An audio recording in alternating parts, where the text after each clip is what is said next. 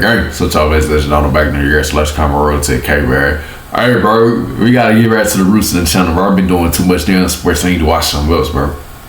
I used to do this a lot last year, I don't know why. Well, the reason I stopped is I got low-key more busy with my school in about like 2 weeks, so we about to start doing more than sports. I ain't even gonna lie to you, bro, because I'm just literally looking at my channel, I'm like, damn, I just been doing sports and shit.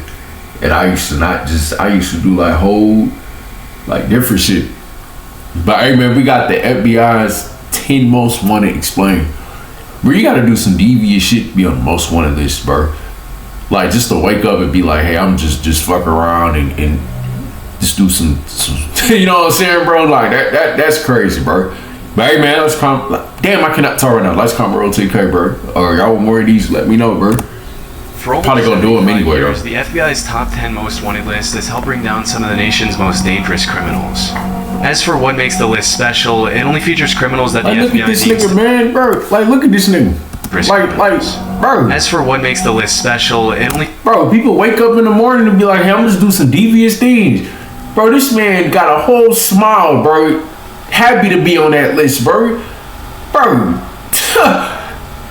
That boy said, I'm a pose for this, bro, and smile, bro. Like, you know how much of a menace you gotta be, bro? What? It features criminals that the FBI deems to be especially serious threats to society. And to get on it, you basically have to do something extremely messed up or have a very lengthy record of major crimes. The story behind the list goes that back in 1949, a reporter asked the FBI to list out the 10 toughest guys that they were trying to catch so they could ask the public for help. After obtaining the list, the reporter published the criminals' pictures on the front page of the Washington Daily News, and the rest is history. Since then, the FBI has been able to catch almost 500 wanted fugitives thanks to public tips. These are the current criminals on the list. Bhadresh Kumar Chetanbhai Patel. On April 12, 2015, a CCTV camera captured 2 Dunkin' Donuts employees, one male and one female, walking towards the shop's back room at around 9:30 p.m. before disappearing from view. A few seconds later, the man comes back into the camera's view, and it seems as if nothing out of the ordinary took place in the minute that went down between the 2 clips. A few minutes later, customers alerted the police when they didn't see any employees in the shop, and that's when the cops discovered... Look at how guilty, bro. The sun just popped out of nowhere. Bro, that nigga look guilty as shit. He just walking around, fast pacing, and bro, you can tell, bro. You can really tell when somebody done did shit they not supposed to, bro. You know what I'm saying, bro? He over here fast paced walking around, bro. Like if you know, you know, bro. Like I could really be an FBI agent if I wanted to. Something horrifying. Lying on the floor of the shop's back room was an Indian woman named Palak, lifeless, who had been pummeled to death by the man in the footage. As it was later revealed, the man who took Palak's life was her husband, Bhadresh Kumar. As the authorities later learned, the couple had been through a series of major arguments in the months leading up to that day. According to court documents, the 2 of their visas were about to expire in a few weeks. Hey, they wanted to go back to India. Bro. Never work with your wife or your girl, bro. Never. Because y'all are just going to be arguing and shit like this going to happen. Like, are you serious? Like, nah, I never work with my wife. Are you serious? Yeah, but Bhadresh Kumar... You messing up the progress, man. And it looks like he couldn't find a better way to communicate his frustration. You messing up the hustle. Nah, let me chill. ...brutally take his wife's life. After the crime, Bhadresh Kumar was last seen taking a taxi from a hotel in New Jersey to a train station in Newark. But what he did after that is really anyone's guess. To bring more attention to the suspect who might otherwise walk away scot-free, the FBI placed him on the most wanted list. As of today, there's... Bro, one last thing, bro. You know how much of an idiot you gotta be to do some shit like that with no bass. He just acting like... And then, bro, it seemed like this your low-key your own shop, so you was just Ricky enough not to... this is wrong 100%. But you was Ricky enough not to turn the cameras off. I don't know if he not the manager or some shit, but like, bro, you just... Stupid. All a reward to bring the suspect into custody. But almost 10 years after the crime, it looks like that won't happen anytime soon. Dio has been on the FBI's radar for more than 8 years. 8? In 2016, he shot his female co-worker, Sandy Lee, in a wooded area in Cabarrus County, North Carolina. Y'all niggas. A few days later, the female victim's car was located at a bus station in Phoenix, Arizona. As the authorities later found out, there were multiple people involved in the case, with the main ones being the victim, a woman named Amia Feaster, and Alejandro himself, all of whom worked together at a restaurant in Charlotte. During the investigation, the cops learned that Sandy Lee and Alejandro had briefly dated, and after their breakup, Castillo started dating his other co-worker, Amia Pfister. According to court documents... Fucking gosh, these niggas here, man. Y'all stupid, man. What the fuck? This is why, bro. This is why I want to say to myself, bro. And two, that's just some petty ass shit. Like honestly, bro, y'all just doing some petty kid shit. This is why one day I want to work for myself, so I don't have to worry about this weird shit. You know what I'm saying? That people got going on, bro. You know what I'm saying? Like, are you serious? Like, I know you just can't be this. Sandy Lee had apparently lent some money to Alejandro, and on August 9th of that year, he texted her to meet up with him at a Quick Trip located on Eastway Drive in Charlotte, claiming that he was going to pay her back. Disturbingly, that's when Castillo decided to rob her at gunpoint, take her life, and flee to Mexico. In an eerie clip of CCTV footage that was later released by the authorities, the suspect can be seen crossing the Mexican border through Nogales, Arizona, along with his girlfriend Amia. A couple of months later that same year, Amia turned herself into the authorities in Mexico and was charged with accessory after the fact of felony murder and larceny of a motor vehicle. Based on her testimony, she and Alejandro had been staying with the killer's cousin. At some point, Castillo had once again disappeared with no explanation, and that's when she decided to turn herself in. As of 2024, the FBI has no further clues that could lead to Castillo's arrest. Hey, right bro. Now, all they know that is guilt never gonna leave, bro.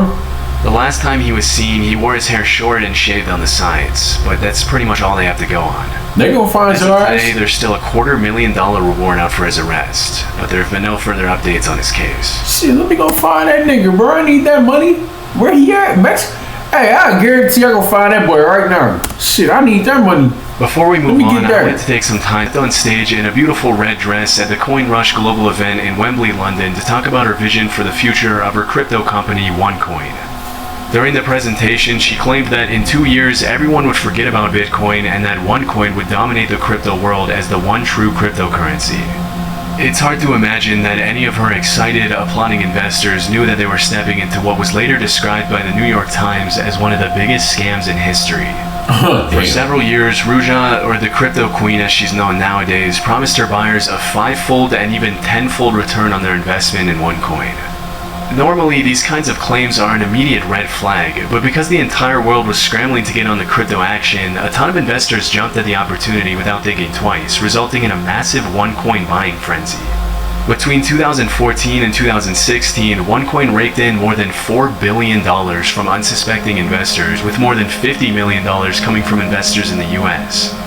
As the investors learned when they bought into OneCoin, the company was pretty much a pyramid scheme in which they were rewarded for recruiting their friends. Why would you buy into something that you don't know? And for a while, the shady multi-level marketing model seemed to be working for Ruja. However, in 2016, a lot of our investors started complaining that they were really struggling to sell their OneCoins and that they didn't see how they'd ever recoup their investments. Word started to spread online that OneCoin was a scam, which drew the attention of the media as well as federal investigators. You can't sell it with half a brain. Unfortunately, it was a little too late by then. Less than a year and a half after her presentation in Wembley, Ruja got on a plane from Bulgaria to Greece and was never seen again. What? Disturbingly, bro, Shorty had a whole presentation and just dipped and scammed out. That's heartless. I ain't even gonna lie. That's heartless. In the investigations, a bunch of really messed up emails from Ruja were leaked by federal investigators, in which the crypto queen made it more than clear that she knew she was scamming people out of their hard-earned money from the very start. In some of her emails, she admitted that the company wasn't actually mining any coins, that her coin was trash, and that her investors were idiots for trusting her. In one of her emails, she proposed an exit strategy to her partner Carl Greenwood, which consisted of taking the money, running away, and blaming somebody else for the whole thing. During the investigation, Carl ended up pleading guilty to wire fraud and conspiracy to launder money, for which he was sentenced to 20 years in prison. As it was later revealed, the FBI had been onto Ruja long before she fled from Bulgaria, even recruiting her American boyfriend to look into her company's practices for them. After learning about her extremely sketchy business practices and her grand scheme to steal billions of dollars from investors all around the world, she was charged with wire fraud, money laundering, and securities fraud. This promptly landed her a spot on the FBI's most wanted list, becoming only the 11th woman to earn that distinction. Damn. Looking into her past to find clues as to what could have influenced Ruja to do something so nefarious, federal investigators found some pretty interesting stuff. As it turns out, Ruja was fluent in 4 languages, was extremely intelligent, once had a job at a high-ranking consulting firm, and had been obsessed with fashion and maintaining her image from a very young age. It was only with the benefit of hindsight that prosecutors were able to clearly see how she used all these qualities to carry out her malicious plans. Unfortunately, it doesn't look like the FBI will find her anytime soon. It's been rumored that after fleeing the country, the Crypto Queen may have drastically altered her appearance with plastic surgery, and is believed to travel with armed guards at all times. Disturbingly, there have also been several allegations that she was murdered by an accomplice, but this hasn't been proven. If she is still alive, the FBI suspects Ruja is traveling on a German passport to the United Arab Emirates, Bulgaria, Germany, Russia, Greece, and multiple countries in Eastern Europe. Considering how elusive she's been since her disappearance almost 8 years ago, it's unlikely the FBI will ever find out what became of Ruja Ignatova. Damn, 2017 was 8 years ago, bro. It just don't even sound right. What the heck? I'm getting old as shit, gosh. Damn, nigga, 2017 was 8 years ago. Really?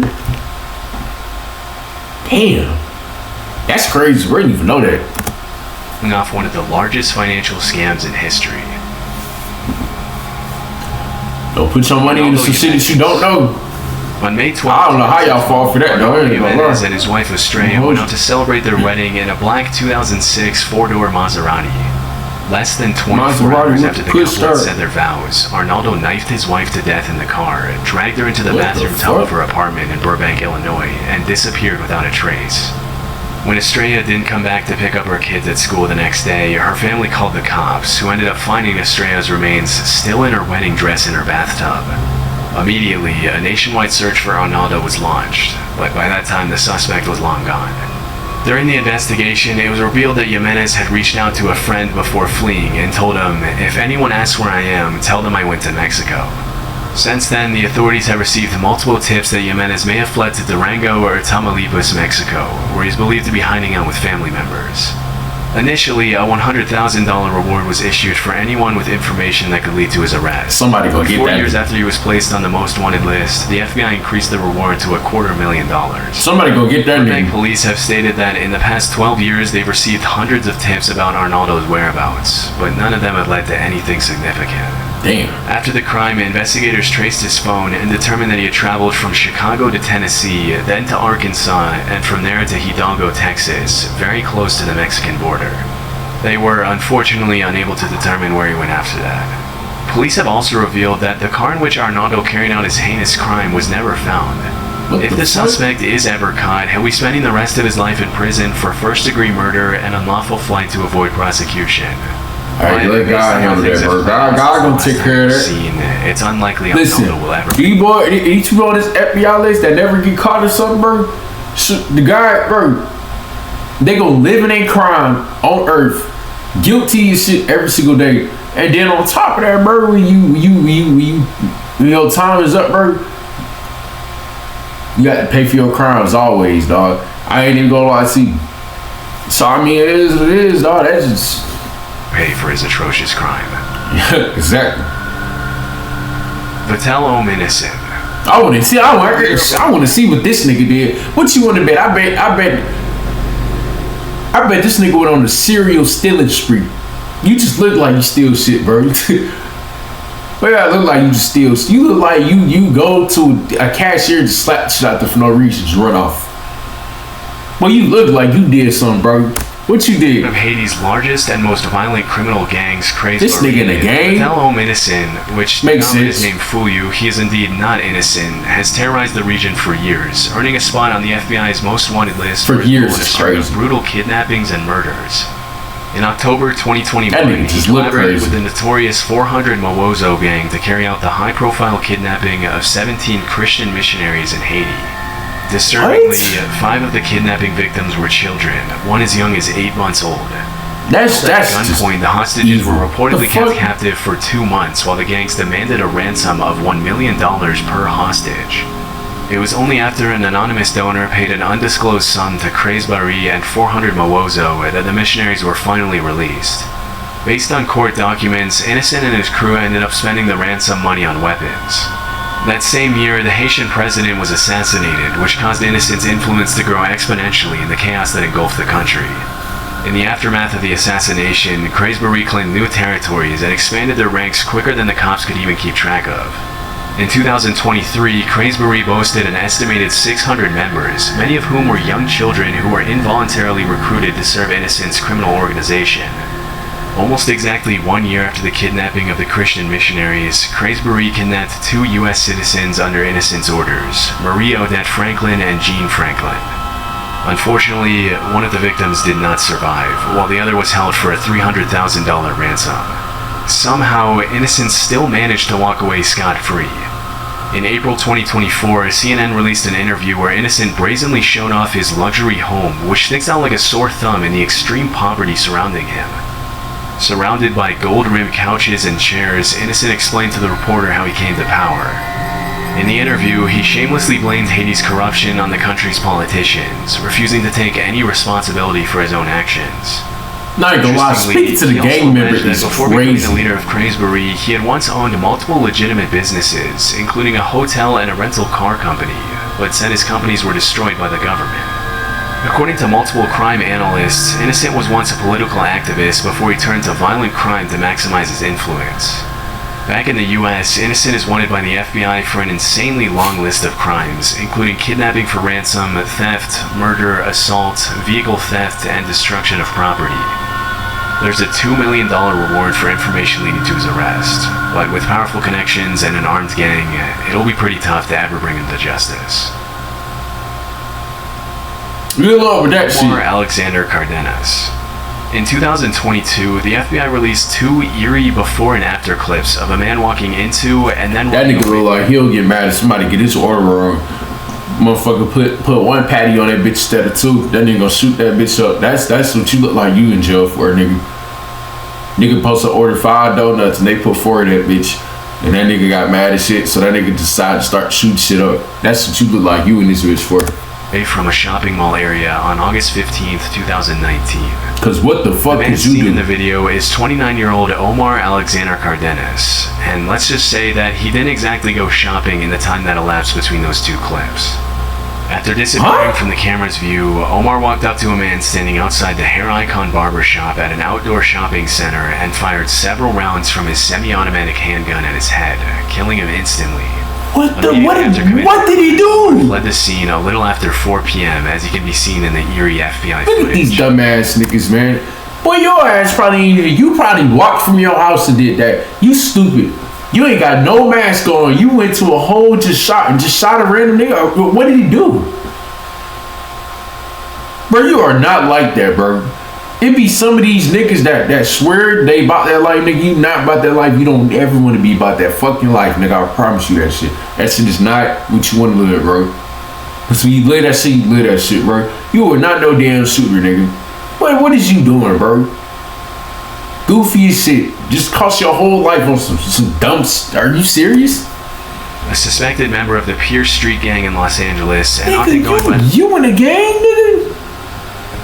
They probably sent your dumb ass and they probably don't give a shit about you, bro. Ain't no way, man.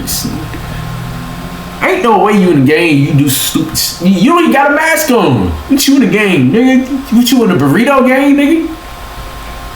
Nigga, the breakfast taco gang. I don't know. You ain't in no damn gang. Cause they couldn't have sent you like that. That's stupid. They probably was gonna shoot him if he didn't do that. Not gonna lie. footage.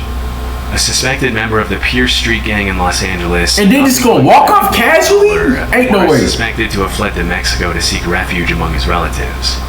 In September 2021, a federal arrest warrant was issued for the suspect after he was charged with murder and unlawful flight to avoid prosecution. Man, prayers to thanks his to which he family, was though, pinned man. on the most wanted billboard.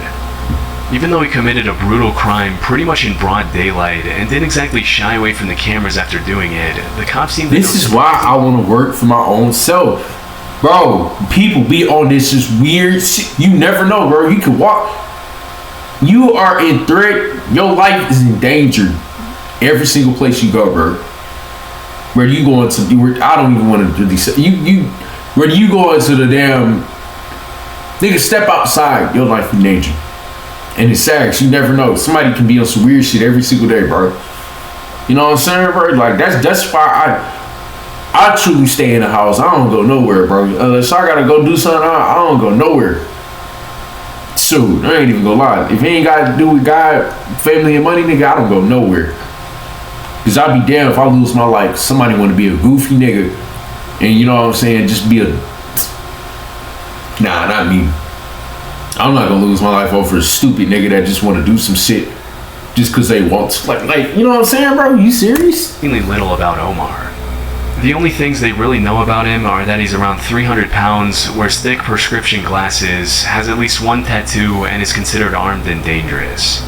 Which alone is hardly enough to track down a criminal who's crossed international borders to flee prosecution. With time, hopefully more information will surface leading to his potential extradition and arrest. But for now, it looks like Omar will remain a most wanted criminal. That's sad. Yulan Adonai Archaga Carayas.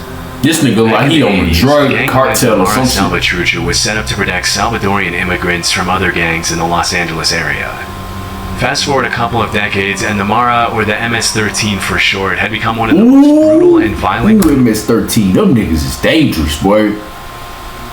Them niggas is dangerous. Like they live for that, bro. Some niggas dangerous. I ain't even gonna lie. Organizations in the world.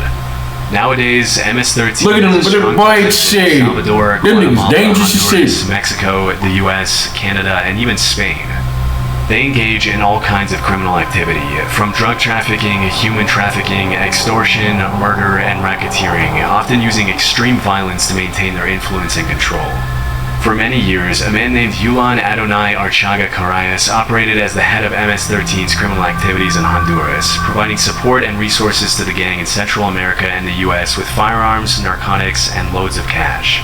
Often operating under his alias Porky, Yulan is wanted by the FBI for trafficking multi-ton loads of drugs through Honduras to the US, and for the killing of several rival gang members. Among Porky's colorful criminal charges, you'll find everything from murder to racketeering conspiracy to drug importation to possession of machine guns. Even though he's only around 160 pounds, Yulan is considered one of the most powerful men in Honduras, as the MS-13 gang has had the country in a chokehold for years.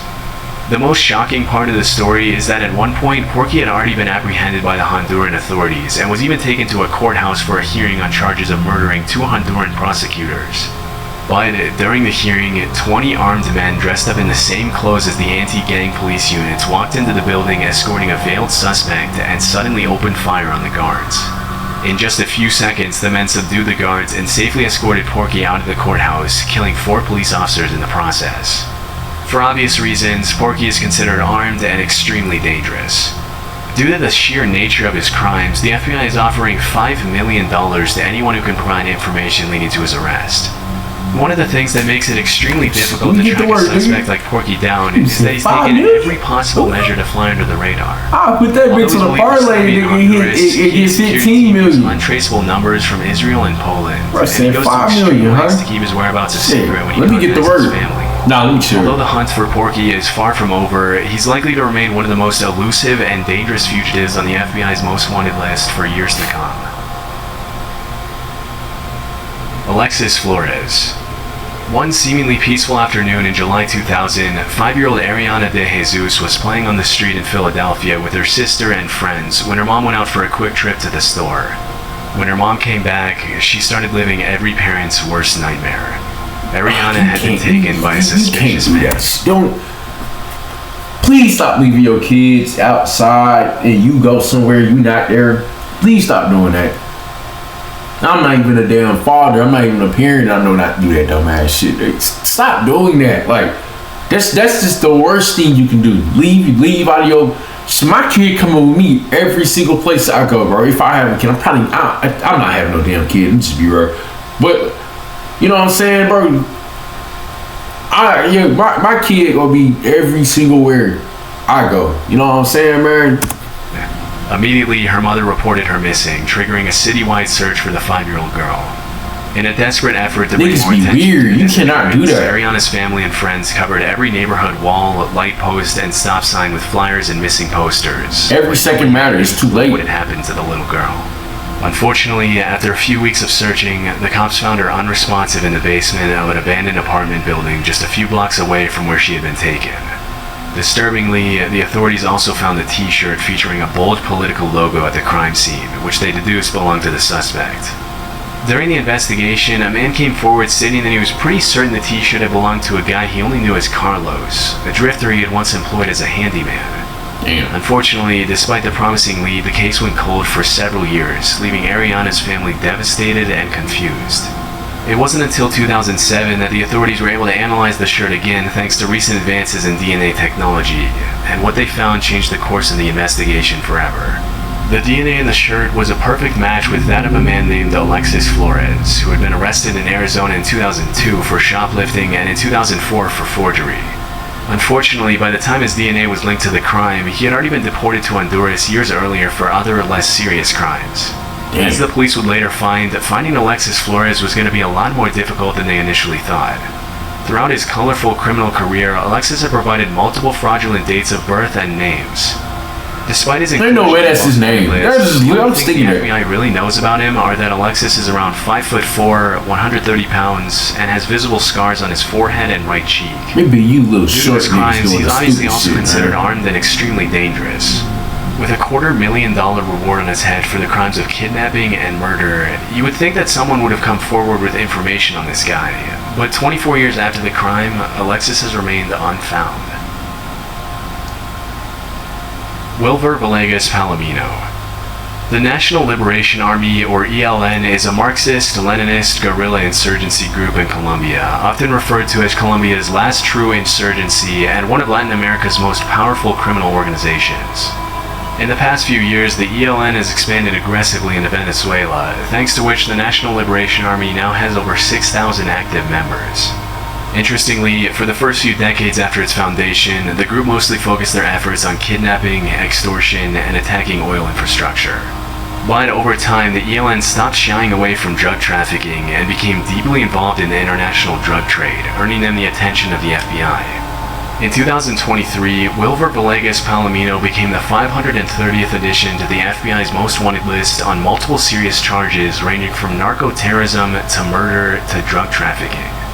Often running under the alias The Hog, Palomino is a high-ranking member of the National Liberation Army who's been involved in a 20-year conspiracy to distribute drugs from Colombia to the US, thanks to which a warrant for his arrest was issued back in 2020.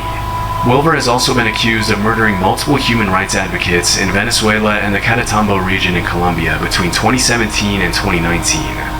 Due to his high rank and his responsibility in flooding the streets of Houston and other major U.S. cities with drugs, the United States Department of State's Narcotics Rewards Program is offering a reward of up to $5 million for information. Oh, hell no, you get your bitch ass out of here, nigga. As of today, it's a complete mystery what this is. But considering the ELN oversees the production of over 200 tons of drugs, which are later distributed. Oh, well, you on the drugs. I'm not saying that's still not good, but as long as you ain't doing the other shit, okay. Including the U.S., it makes sense why he was put on the list. Donald Eugene Fields II. Since 2022, Donald Eugene Fields has been wanted by the FBI for the alleged trafficking of at least one child in Missouri between 2013 That's what I was just he look like he just doing some. According to the authorities, Fields took a 14-year-old girl and offered her to his friend Ted Sartori Jr. in exchange for cash, cars, motorcycles, vacations. Nigga trading kids? Ew. Last known to live in Franklin County, Missouri, Fields has apparently been moving around the country since 2022, working sporadic jobs as a tree trimmer and independently selling used cars in an effort to fly under the radar. Based on court documents, it's believed that Donald probably took more than one victim, and that he might be hiding out with his girlfriend Jennifer Isgriggs, who is also wanted on a felony warrant for failure to provide child support. Since 2022, the cops have received multiple tips indicating that so niggas like this can get a girlfriend. I can't, you know what I'm saying? What the fuck? That's fine, that kinda weird. Okay, alright, I guess shit just not meant for me. Okay, alright. Fields spent some time Nah, with let me his chill, but okay. And as soon as they heard that, they started running Facebook ads with his face on a most wanted poster to ask for the public's assistance in locating him. Unfortunately, it's likely that by then Fields had already fled to Stover, Missouri. The FBI has also placed large billboards with Fields' face in cities where he's known to travel, but so far it seems like he's managed to stay a step ahead of the cops. Earlier in 2024, Sartori, Fields' partner in crime, pleaded guilty to his charges and will face up to 30 years in prison. He'll also likely have to pay $25,000 in restitution to his victim. Based on court documents, he officially sentenced in early November 2024. As per the FBI's description of the suspect, Fields has multiple scars on his body as well as a tribal print tattoo on his right shoulder. With such a big effort being made by the FBI to make this guy's face known, hopefully someday he'll be recognized by someone. That boy got stone cold eyes, nigga. He don't, man. But for now, the cops have urged the public to consider him armed and dangerous. Oh my gosh. Hey man, let's go do it for that, bro. Y'all let me know if y'all think they gonna find these guys. I don't know. Shit, y'all need to detect the nigga come get me. Yeah, them damn, the money don't mean nothing, but I'm just joking, man. Y'all niggas offering them much words. Go on my detective shit, man. Hey man, let's roll to K. Let's go do it for that, bro. Y'all wanna let me know, man. I'm on.